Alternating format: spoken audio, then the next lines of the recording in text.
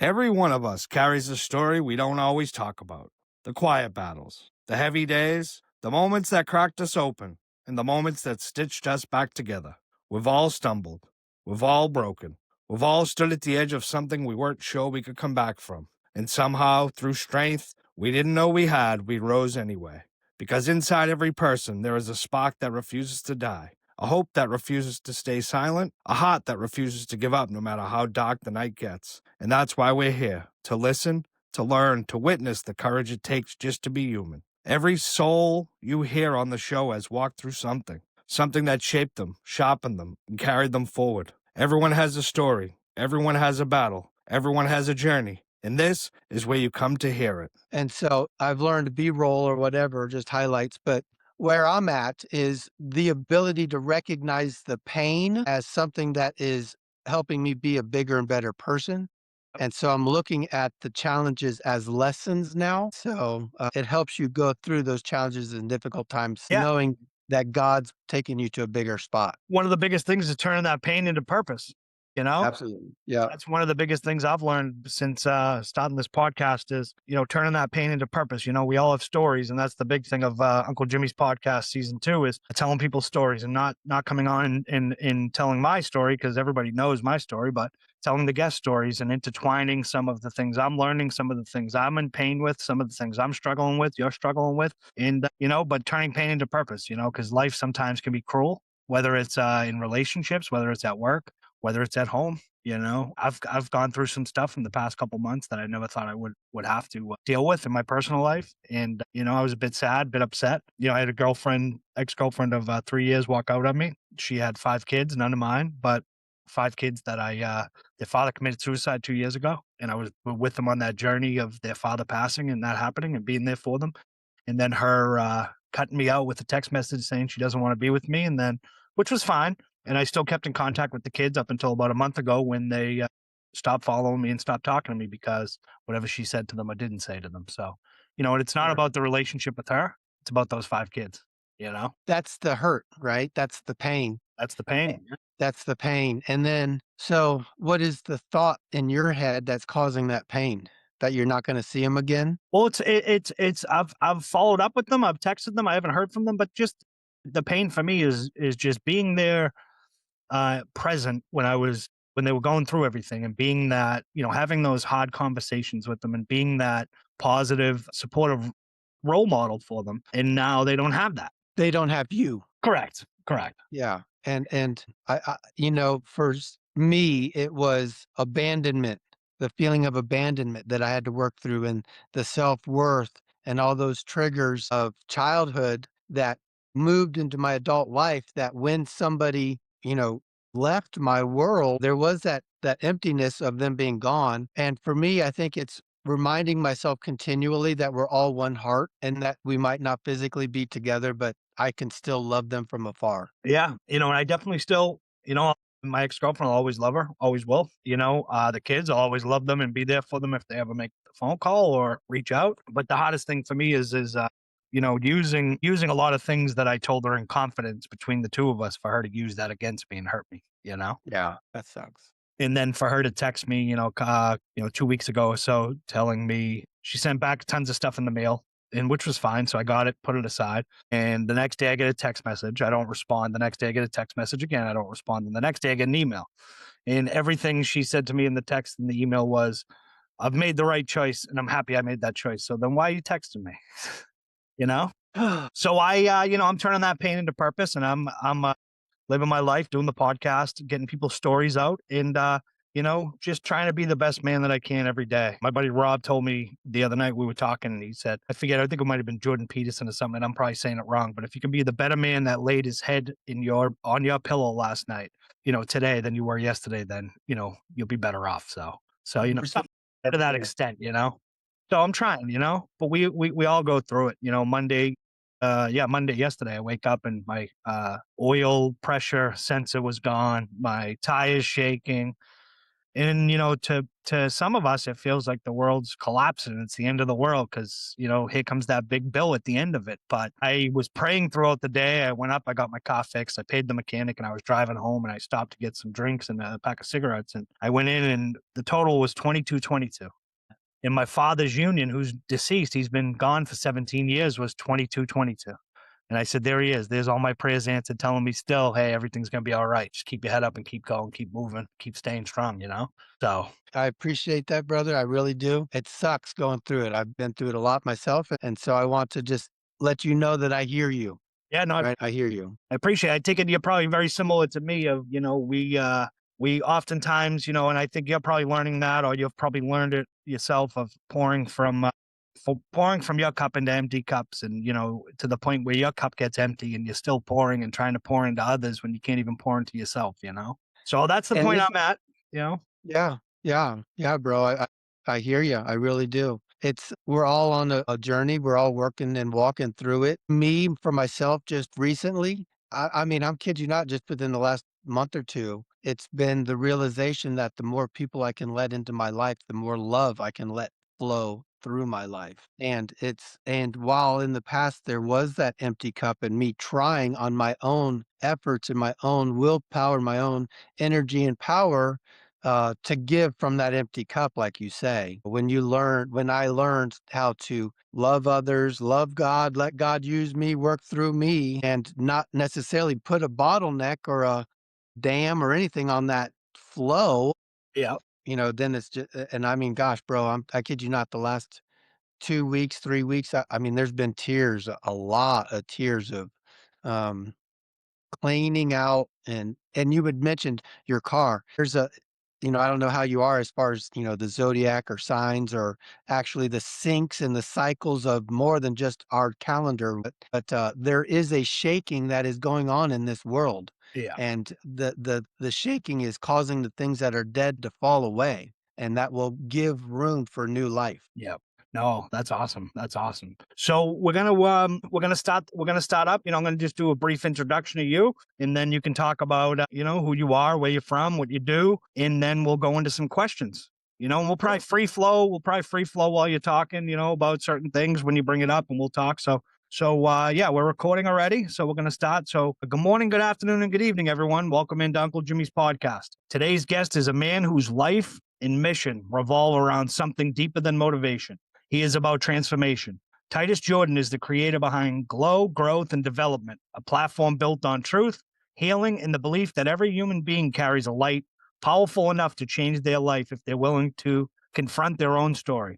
Titus is a speaker, author, coach, and host of the Titus Jordan Glow podcast, where he leads conversations that challenge the mind, strengthen the spirit, and reshape the way we see ourselves. His work is rooted in mindset, emotional healing, personal accountability, and the courage it takes. Hold on one second. Yeah.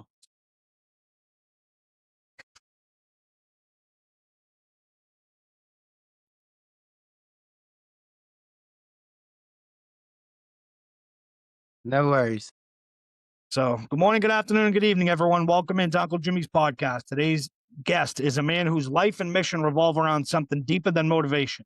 He's about transformation. Titus Jordan is the creator behind Glow, Growth, and Development, a platform built on truth, healing, and the belief that every human being carries a light powerful enough to change their life if they're willing to confront their own story. Titus is a speaker, author, coach, and host of the Titus Jordan Glow podcast, where he leads conversations that challenge the mind, strengthen the spirit, and reshape the way we see ourselves. His work is rooted in mindset, emotional healing, personal accountability, and the courage it takes to evolve into the best version of yourself. But what truly sets Titus apart is not just his message, it's his journey, a journey that demanded self-reflection, sacrifice, growth, and the willingness to break old patterns to make room for a new purpose. He speaks from experience, he teaches from authenticity, and he leads with heart. Ladies and gentlemen and family, please welcome to the show, Titus Jordan, a man who is helping people glow, grow, and rise into where they're always meant to be. Welcome in, brother. Hello. Thanks for having me. Thanks for coming. How you doing today? Dude, it's You get to a point where you just continually just walk in miracles and magic and let life happen with you and for you. And we just get to walk along and enjoy the ride. That's awesome. You sort of got to open yourself up to that, though. You can't throw up any roadblocks or any dams or any, stop signs. You just got to let it happen, right? Yes. Early on in my transformation, I learned about how we create and how we manifest things into our reality. And a lot of times we have this recipe for the cake, add a little flour, add a little sugar. And a lot of times we, unbeknownst to our conscious, is we throw in resistance. Let me throw in some challenges. And we're talking like, oh, it's going to be difficult. Oh, this is going to be a challenge. And we throw that right into the batter and we whip it all up. And then we bake a cake and we're like, man, this is hard. And we wonder why it's hard because we were speaking challenges and difficult as we're making and creating life. Yeah. So, Yeah. We're sort of putting that out into the atmosphere and it coming back instead of, knowing that you know how to do it, take care of business. Instead, you're throwing up those own personal roadblocks there. right. So tell us a little bit about yourself, where you come from, what you do, and a little Sure. bit about your journey. Yeah, so I grew up in Florida, Sarasota, Florida, nice smaller town at that point, back in the 70s and 80s, and grew up on the beach a lot, played a lot of volleyball, moved around the state of Florida for a little bit, and then in 99, the ex-wife and I moved to Colorado with one child, and she was pregnant with number two, and over the last 20 some odd years, we raised a family here in Colorado. The divorce in 2021, I had the opportunity to go back to Florida, so I spent the last 3 years in Florida and North Carolina living on a boat. Oh, wow. Yep. Yeah, that was really cool and What kind of miracle to boat? walk. It was a 44-foot sailboat, a CSY. Nice. Yep. That's a And little bit so, of people's dreams. Get to retire yeah, almost on the boat and live on there for a couple of years. one of the words, it's when you really start moving into growing and becoming who you come, you're always finding those opportunities to learn. And so I'm part of the NSA Speakers Academy. And one of the words that they used the other day was dialogue. And so I've been the narrator for a good portion of my life and just kind of hitting the bullet points.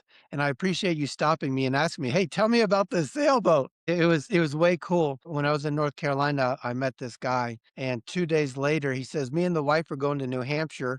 You seem like a pretty upstanding guy. You want to stay on the boat for cheap rent?" And I was like, "Yeah." And so it was an opportunity to live on the marina, to live on a boat. It was a learning lesson, and I tell you what, I appreciated every moment of it. Yeah, it's pretty cool. I'll tell you a quick little story, and you'll probably get a little chuckle out of it. When I was a young kid growing up here in Boston, I still live here, and I was very fortunate enough. I went to a private school, and I went to private school my whole life, but this school was special. There was no other school like it. It was called the Heinz Willauer School, and it was on an island. So every morning I would get dropped off at the boat, and I would take a boat ride over to school at 7:30 in the morning. I'd get there at 8 o'clock, and I wouldn't come home till 5:30. But I took a boat to an island every day for middle school. It was such an amazing experience. It was an outward bound school, which I don't know if you've ever heard of that, but it's geared towards like nature and all that stuff. But being on the boat, being on the water, there's nothing like it. So going back to learning and discovering who you are, I've looked into human design, I've looked into gene keys and the zodiac and such. Come to find out, I love the water. But if you were to look at my information, there's like zero water in my chart, as they say. But I love the water. I think maybe because I'm designed without water, I seek it on the outside, the and I'm outside. like more, more, more. I forget. I read a book one time. It was about, I can't think of the name of it, but it was about people that navigate towards the water and spend a lot of time near the water or live by the water. I forget what percentage of it, but it was making people happier to be by the water. Well, there's a grounding effect, right? As you walk down the beach, they say to do it wherever you live, but how often do we go outside and put our feet in the 20-degree hard as rock earth when we're in Boston or Colorado and it's 20 degrees outside? Yeah, 20 degrees and snow and everything else. Right. But that grounding effect does make you happier. It does uplift you for sure. Yeah. Did you find that to be the case when you were living in Florida? When Oh you, yeah. you know, Yeah. yeah, In Siesta Key, where I grew up, they actually, it's a white crystal. And if you talk to some people in different circles, they are well aware of the magical sand at Siesta Key. at Siesta Keys. Now, is that's at the beginning of the Keys almost? No, it's in Sarasota, just south of Tampa. Oh, south of Tampa. Okay. Yeah. Yeah. I was in Tampa a while back. I wasn't a big fan of Tampa, but we went down to Dunedin and a few other places, and it was beautiful. Dunedin, we had some beautiful barbecue down there. It was a Hmm. great trip. It was a great trip. But Tampa, I would never go back to, but I would definitely go south of Tampa to check out those places. I usually spend a lot of time over on the other side in Fort Lauderdale. That's my place to go. But so yeah, so you grew up in Florida. You moved the family out to Colorado, went back. You were on the boat. Now, where do we go from there? So talk about miracles. So I took two kids with me to Florida, and they were ready to come back to Colorado. And my buddy, he calls me up. He did not know the kids were coming back. And he says to me, he says, "Hey man, my business needs some help. Why don't you come help me? I got a room that you can stay in. You can help me with my business." And I said, "Sure." And it worked out because went down to Florida. I helped my daughter pack. And then all of us moved back out here to Colorado. And it was, when it's divinely ordered, it's smooth and beautiful. Yeah, it's like that. The kids wanted to go back, and here you are, probably thinking, but that door opens, and you run through it and take that opportunity. So I know you. Yeah. I mean, yeah, go ahead. What were you saying? Go ahead. Well, my children, one of the things that people don't do enough is evaluate their values and their priorities. And I say that because if you look at their life, they say, yes, my values and my priorities are over here, but their actions and their behaviors are over here and they're not congruent. And so I encourage people to, frequently look at their values, what are priorities, and that way it helps them stay more on track with their actions in alignment with what they're really looking to accomplish as opposed to getting sidetracked with things that they think might be important in them. Yeah.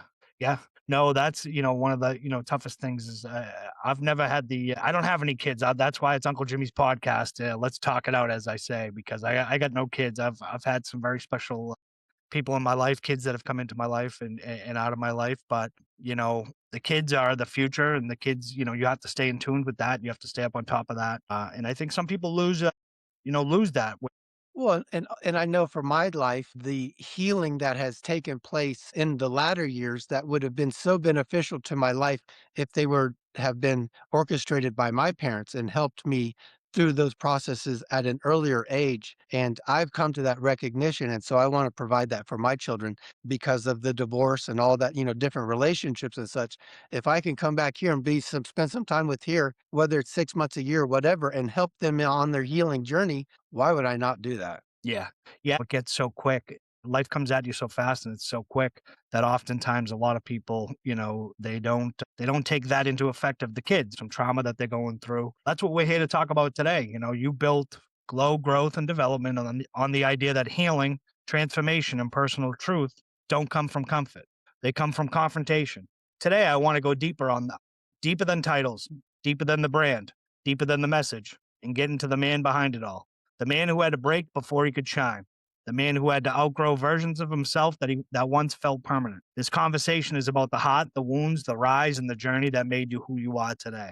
So what part of your story took you the longest to forgive yourself for? And tell people a little bit about your story, Yeah. So I have 5 children with the ex-wife, and they're all staggered 2 years apart. Makes it really easy to remember their age. All right. And in 2017, I was sitting at my computer at work. Well, I was working at the house. So I was at my computer working, and I got this email and went ding. And it said, "I'm looking for somebody that has a pool table in their garage in Fort Lauderdale." And I immediately knew what it was. My heart jumped out of my chest, and I continued to read this email. And it says, "I'm looking for my dad. I'm looking for my dad." And the backstory to that is when I lived in Fort Lauderdale, Pompano Beach, me and my buddy were out hanging around. I find a girl at the bar or at the club, and I take her back to my buddy's house. And the next day we're driving her home, and I nudge my buddy with my elbow and I point up to a billboard sign that had a baby on it. And I told him, I said, "I didn't use protection last night." And Fort Lauderdale's huge. So we drive her 20, 30 minutes south and never see her again. The story goes that she looked for me, right? She came to my place, or the place where we were at, but it was a gated community. If you're familiar with Florida, everywhere's a gated community. everywhere. Everywhere, yeah. And so it was a gated community, so on and so forth. So she never found me. Well, my daughter did a DNA test when she was in 2017 and had to do a whole bunch of research because Titus Jordan is an adopted name. My birth name was Larry Dwayne Pence Jr. And Okay. so she had to go through the biological line to find me over there. And then she had to find the adoption papers or the adoption work to find my new last name. And she sent that email and she found me. So yeah, that would so you add I say that to give you that story to tell you the hardest thing to forgive myself for. And this is I kid you not, just something that's been in the last month or so. Is that Just found out forgiveness? recent. No, Oh, forgiving yourself. it's yes, Yeah. forgiving myself because I was promised that I promised myself I would not put my children through what I went through as a child. Yeah. And so I, as good, bad, wrong, whatever I did, however I could to protect my children with the ex-wife from that life. And then I found out that I had a child that was outside my protection, that was outside my promise, and I couldn't do anything for that. And I couldn't even go back in time to fix it. Yeah. Now, do you have a relationship with her today? Yes. Yes. Yeah, Thank I was gonna, God. yes. And how old is she? So let me do the twos, right? Yeah. So 19, 21, 23, 25, 27, 29. Wow. So you go right in the line, right in a Right. row. So Yeah. I know you mentioned about, growing up, you said you were adopted. What's the Adopted by my mom's second husband. okay. And I was 12 years old. So I mentioned previously feeling the abandonment in the womb, right? Yeah. So biological father was gone at 5 and adopted dad adopted me, right? But he was verbally and physically abusive. Okay. Poking me in the chest, pinching, knuckles on the head, just putting your finger on the just mean, Yeah, he mean, wasn't mean, that mean. positive role model that you needed. No. And I mean, he's a 25 to 30-year-old adult, you know, beating on a 6-year-old verbally. And it wasn't like, I mean, I know there's a lot of stories out there that are a lot worse than mine. But abuse is abuse. No doubt about it, And especially at a young age as a kid. You can't fend for yourself. You can't defend yourself, and you're a kid. You're a kid. No kid should have to go through that because the scars that you've had to deal with and the wounds that you've had to close throughout life dealing with that at such a terrible, age at 5 years old, 6 years old. And you said your dad left at 5. Did your biological dad ever come back, or did you ever get to know him? yeah, yeah. Okay. So my younger sister, I have one biological sister, and she was going through a lot of stuff. And so my mom chose to find the biological dad, our dad, and bring him back into our life. Tell people there's young men out there that don't have a dad. Yeah. Fortunately for me, I had two of them. Were they the best? Not at all. But they showed me I was able to get different perspectives, the womanizer, the charisma, the charm, the well-dressed, sharp suit wearing, the construction guy, dipper, truck driver, tattered clothes, construction dude. Yeah. And so it really gave me a lot of well-rounded diversity in my upbringing, as ugly as it was. Yeah. So what did you add, when you're going through all that as a kid, and then you get older, when do you start taking a look, deep inside and trying to forgive your father, your stepdad, and trying to heal yourself from that? At what age did that come at? So in 2012, I started going back to the gym. The pastor said that when you turn 40, you're either going up or you're going down. And so I just turned 40 and I was like, well, I'm not going down. So I went back to the gym. And that was it for many years, 2012, 13, 14, 15. And then like 2016, I realized that my marriage was in decline. And I asked the question, what can I do to fix me or change me to make this better? Yeah. And that's when I went inside and started installing a house. So that was 2016. What was the issue in the marriage that led to the decline in your marriage? When not enough equity on your part at home, or not enough equity from your wife, at home, sweat equity from your wife? She was young when we met, right? The man I am now was not the man that she grew up with, right? Or that she married. We both had a lot to learn. We were both bringing in a lot of baggage. And really, the only thing that we really were that we leaned on was the church and religion per se. And they did not equip us like I've been able to go and find in the world, different ways of healing and different ways of exercising and different ways of different practices like tapping and NLP and just the whole different gamut of things that I've learned over the years. We didn't have that in our marriage. I was an a-hole and she didn't know how to be a wife. Yeah. And probably too, like you So, said, you're going through, you're going through so much, the both of you, and you both, the big word that I heard was you both brought baggage into the marriage, right? And I bet you guys never sat there and unpacked that baggage together and got through it.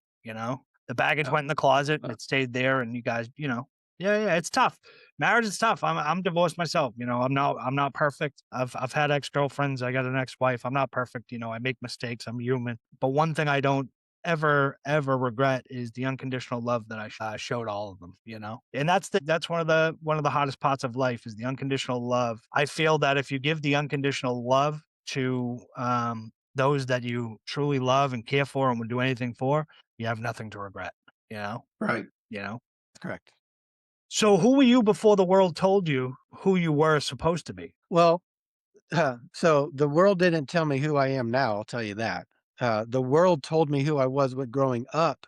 Uh, I wore a masquerade mask. I was a chameleon, and the world told me to shut my mouth, to be quiet, and to go over there, Yeah. to play small. That's what the world told me to do. And that's what I did for many years. I played small. I didn't have any worth and no self-worth, no value, and it's all a lie, right? A lot of it is like we were talking about the childhood. Yeah. And so when you're and I'm not a psychologist, right. This is just personal experience here. So you tell yourself a lie to survive the moment. So at 6 years old, 5, 6, 7 years old, you tell yourself lies typically to survive that moment. Well, then you carry those lies with you into adulthood and you start acting in this world with that lie based on that 6 year old's viewpoint. And it really has a tendency of it held me back. And so when I was able to tell that child he's safe, I've got it at this point, right? I make good decisions. I've proven myself to be trustworthy and wise and a good steward, and I think I can handle it from here. Yeah. And giving that little dude a break and revealing that lie, bringing that lie to light and saying, okay, that was served its purpose, but it doesn't serve its purpose any longer. And so I'm going to set that aside. Yeah. Like I think we were talking about earlier, like I said, you took that pain and now you turned it into purpose, where you Yeah. could tell your younger self, hey, you are safe now, I got it from here.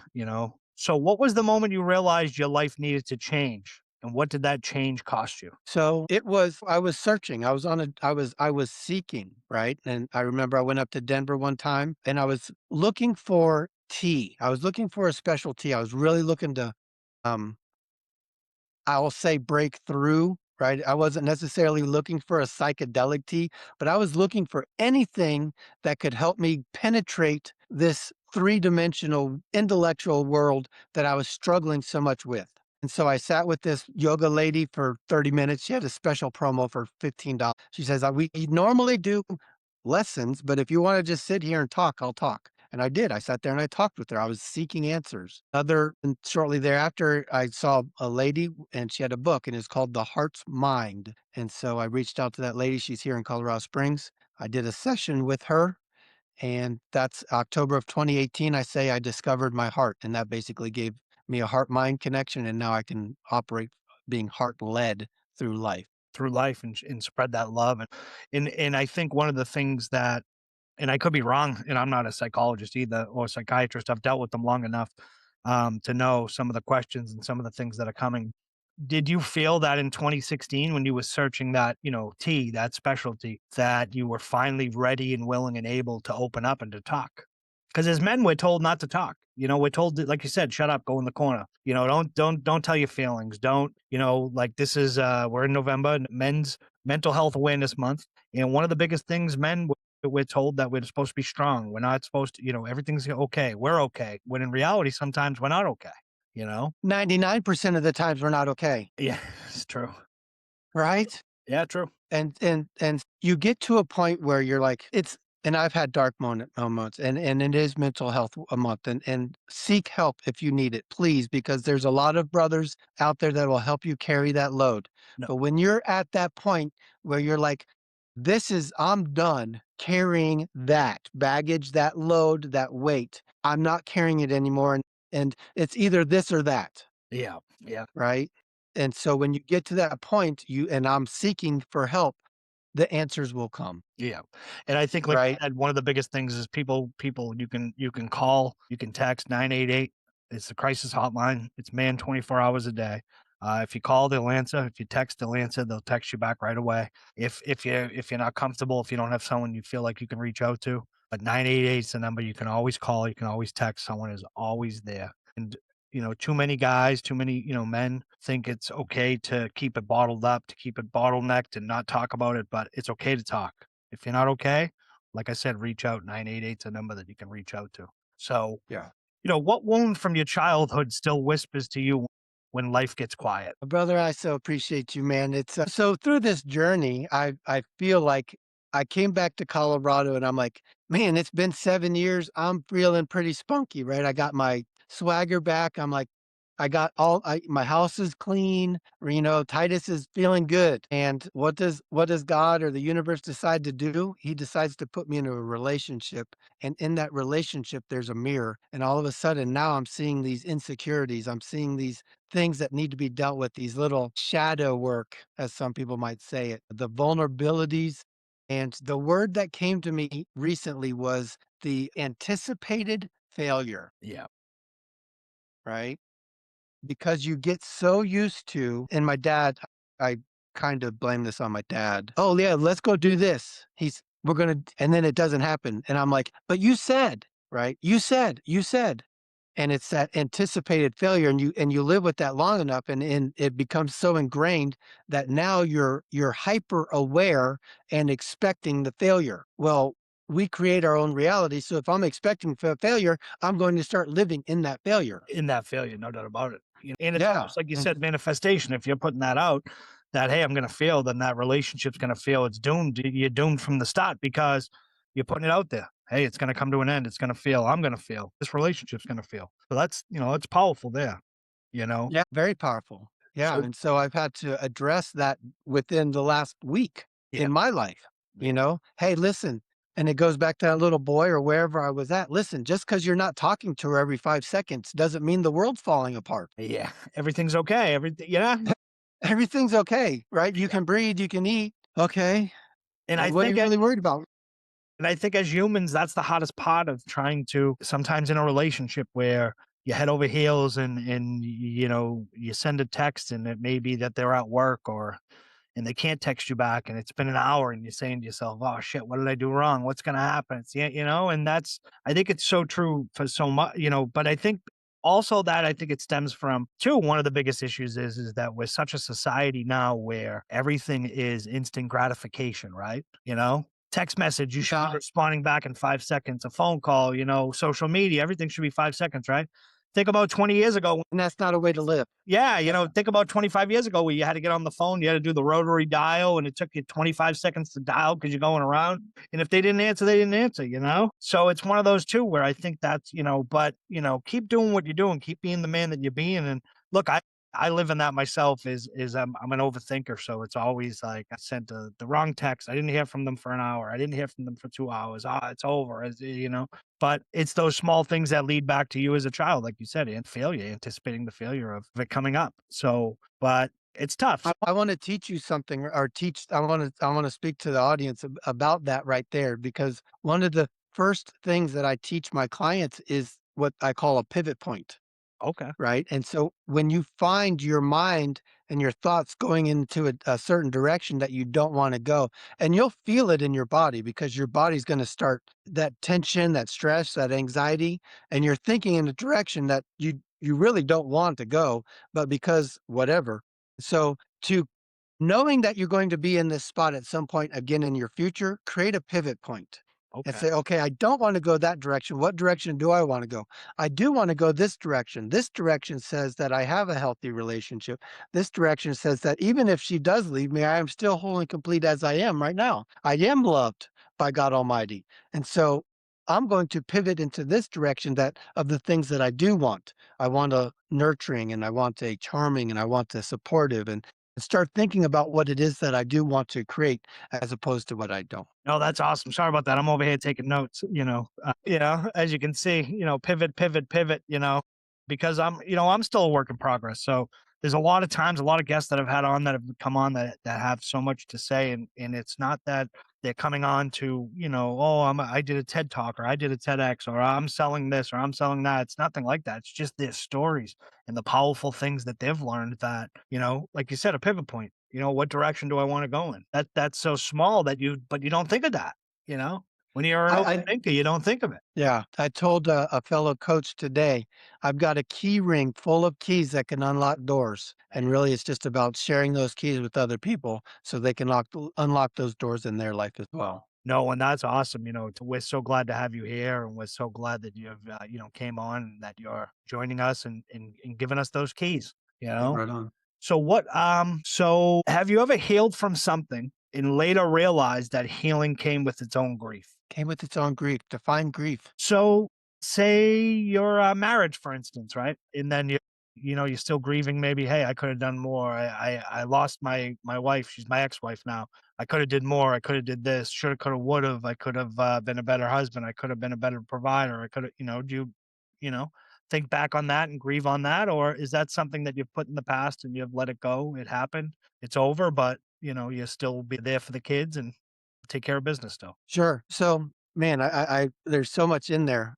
So one of the things that I incorporated early on in my journey was saying, I love, accept, and I forgive myself. So whenever I would have those thoughts of guilt, shame, right, all those things, that old system that the world tries to put on us, right? And so I said, I love, accept, and forgive myself. I love, accept, and just really started practicing that. And it took me 10 days or so to actually start to feel comfortable in even saying that, Saying that. because I was so programmed in one direction. To say something contrary to that programming felt odd, but that's what I started with. I love, accept, and forgive myself. Yeah, And then, that's a little mantra, I think. I love, I accept, and I forgive myself. yeah, clear out a lot of, yeah, it'll help clear out a lot of energy, stuck energy for sure.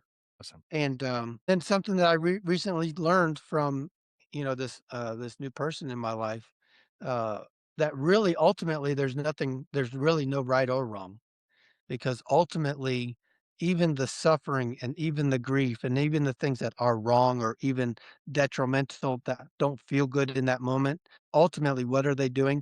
They're bringing us into a more aligned and authentic life and taking us to where we are really meant and called to Meant to be. be. Yeah. So what version of yourself did you have to bury to become the man you are now? The version I buried was so I'm gonna it's called the egoic. What was it called? I've already released it. I'm having trouble coming up. But there's an egoic control. And so I would always maintain egoic control. Nothing, I would not show any emotion, right? And like people would try and surprise me. I'm like, you can't get inside of this, right? Because I was so stony.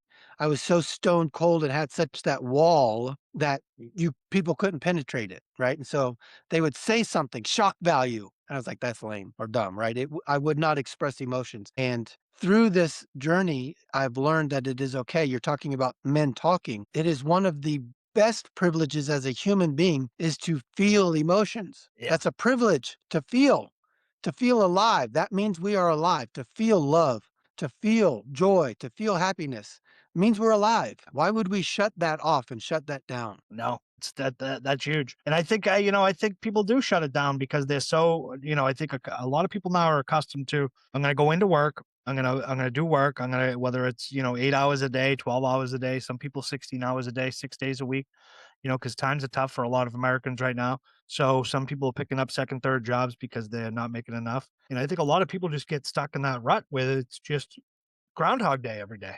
That's and that goes to my mission, right? Really, my mission is to help people realize their freedom, to help them find that freedom, to help them find that, yeah, So what's the hottest truth you've had to tell yourself in private? I'm human. Yeah. I fart.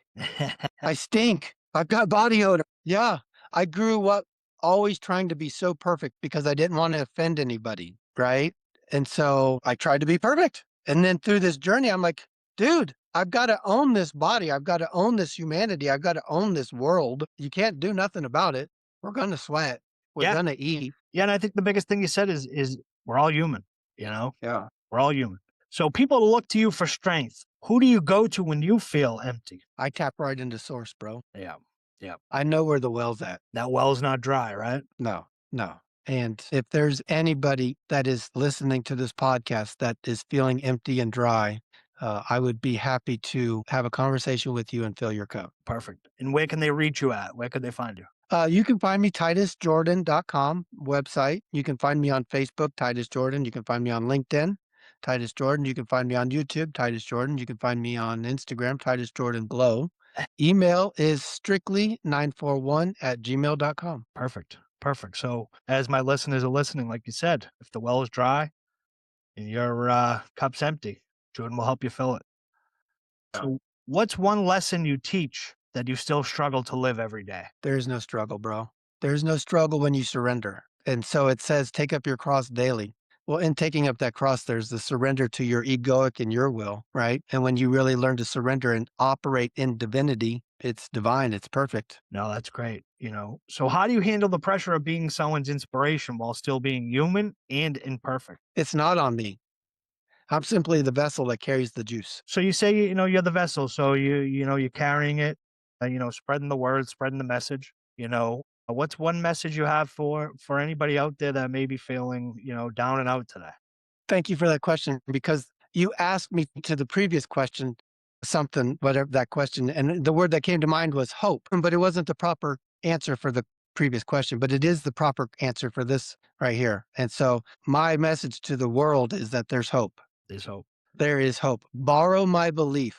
Yeah. Borrow my belief. There's things that are stopping you. There's challenges. There's things that you're stuck on, and you can't figure it out on your own. You've even talked to there's a thing called your sphere of influence, right? Your association. Well, if your association doesn't have those keys, then you're not going to be able to unlock that door. It's like the panic rooms, right? And everybody's trying to figure out how to get out. Well, if nobody knows how to get out, you're not getting out. But if the dude on the other side of the door has the keys and you're like, hey, let us out, and he can unlock the door. Yeah, no, that's huge. Yes. Because, one of the biggest things is, I don't know if you can see it, but I have a mushroom there, which is a very special tattoo to me, but also on the other side, which is down here, I have hope. It's one of the things Borrow my belief. It's one of the things I never lose is hope. Every day I wake up, I think there's hope. A brighter day. As I lay my head to sleep, I always hope and pray for a successful day, not just for myself, but for everybody. And that love will overcome. And there's so much going on in this world, and I think we need more hope, like you said. And so many times, I remember I was talking to somebody and I was like, so many times we look at the miracle that we want and we think it's so far away. And yet, really, that miracle is just one little shift in the timeline, and it's actually just right here. Right there. Yeah. Yeah. You almost essentially just got to reach out and grab it, Yeah. It goes to that pivot, right? You just pivot. You're on this timeline, you pivot, get on that other timeline to where, that miracle's that. Miracle's that. Exactly. So have you ever feared that success might pull you away from your authentic self? There's been thoughts. Yeah. Right? Because I have a big dream and a big vision, and I've seen down the road a little bit. And so there have been those thoughts that I would actually become whatever. And it's common. And I would like to think that I don't get so big that I lose who I am. Yeah. So what does spiritual alignment look like for you when life is chaotic? So, I mean, gosh, I could come up with all kinds of picture stories for that one. You got to know your foundation, right?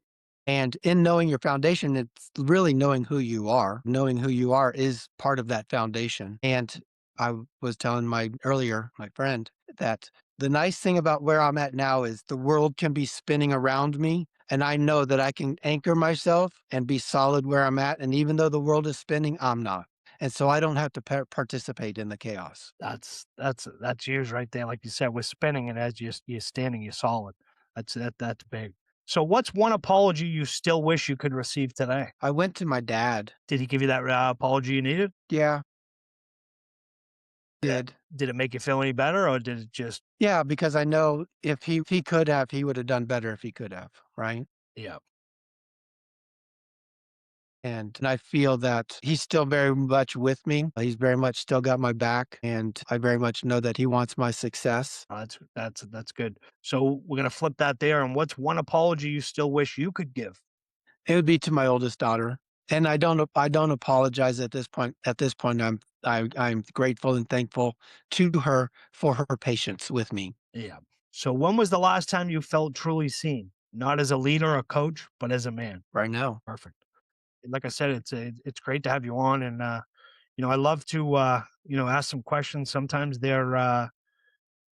sometimes they're tough questions, sometimes they're softballs, but I like to try to hit the questions where I'm not trying to, open old wounds or make you rethink the past or hurt you essentially.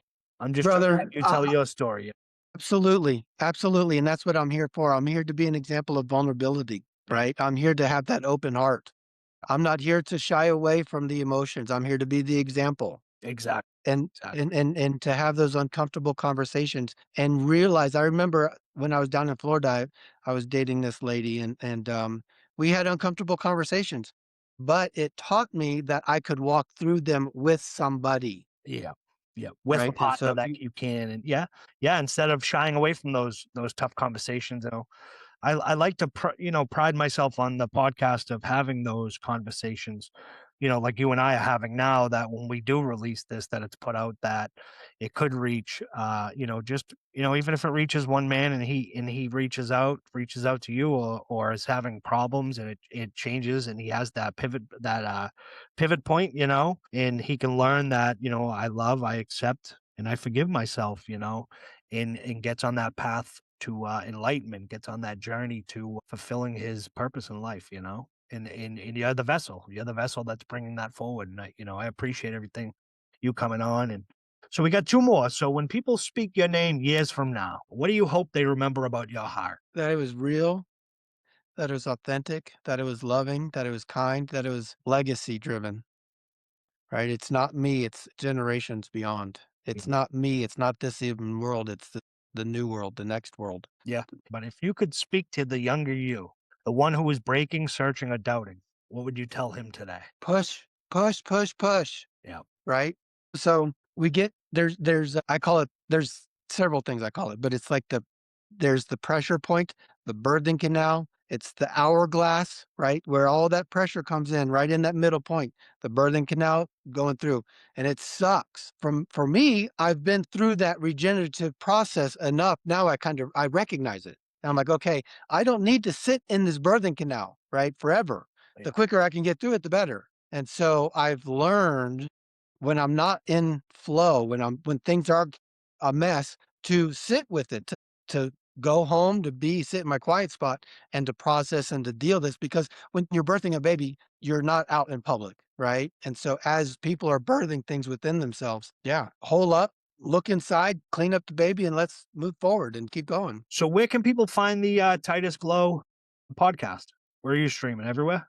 So it's on, yeah, Apple and stuff like that. It's not super updated. I had a podcast a couple years back. I left up the episodes that were impactful. Okay. It's sitting out there. For me, I feel as a speaker, it's better that I am a guest instead of running the podcast. So I appreciate you having me on so I can tell my story. Yeah, no, it was Me, definitely a powerful story. And I think like you said, you came on, you told your story and the challenges that you faced and the enlightenment that you found. The now that and I think the world needs more people like you, Titus. I think would be a better country for that and a better world. So Titus, thank you for showing up today with truth, vulnerability, and the kind of honesty that doesn't just fill a podcast. It fills the soul. You reminded us that growth isn't a destination. It's a lifelong becoming. That healing isn't linear, but it is possible. And that every one of us has a light inside us that refuses to die, no matter how dark life gets. Your story, your mindset, your mission, they give people permission to rise. To everyone listening, let this conversation be a mirror. Let it be a calling. Let it be a reminder that your trauma is not your identity. Your past is not your prison, and your purpose is still unfolding. Titus, you just didn't speak today. You poured, and we felt it. Thank you for glowing. Thank you for growing. And thank you for helping the world do the same. Thank you, brother. Peace and love. Peace and love. Uncle Jimmy out.